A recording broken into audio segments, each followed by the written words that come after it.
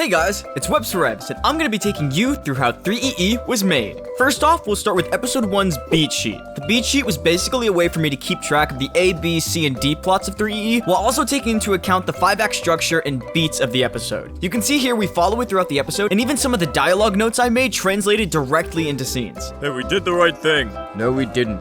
I really hate unrealistic dialogue between characters, and I also love bringing characters to life through their dialogue. I know how each character is supposed to talk, their vernaculars, their vocabulary. It's fun choosing which characters say dude and which don't. From here, I took the script document and the beat sheet and split my screen in half to begin writing episode 1. Now, what's really funny is there are 4 moments in THREEEE 1 that weren't in the original beat sheet or script. These are the opening scene with the guard, Broomer and Chalky's conversation, Click and English Muffin's conversation, which was originally 2 sentences, and Headset Latte and Smarty's scene in the forest. These were added to flesh out the episode. The original runtime was like 8 minutes. Next, it was time to record lines. These are the original audio files, so you can hear characters like Gumball Machine and Poison sounded a bit different. I'm sure the idol will come running towards our trap any second. Both were pitched up and both were run through the Adobe Audio Enhancer to increase quality. I did all of my audio in FL Studio, and you can see that rarely does a conversation have a pause. Characters constantly talk over each other. I really like fast-paced dialogue that gets to the point. After audio, I began animation. You can see on this spreadsheet that I did the bulk of the animation, and that animation kind of started around March, so it took about 2 months to get through. Here's one of my favorite scenes, Scene 7, with what I like to call the Team Heathers Alliance. I wasn't sure exactly how I was going to animate it because I'm going to be honest, I'm not the best animator. So it took a lot of nesting and a lot of trial and error, but you can see here at the end, I think it turned out super well. My animation style is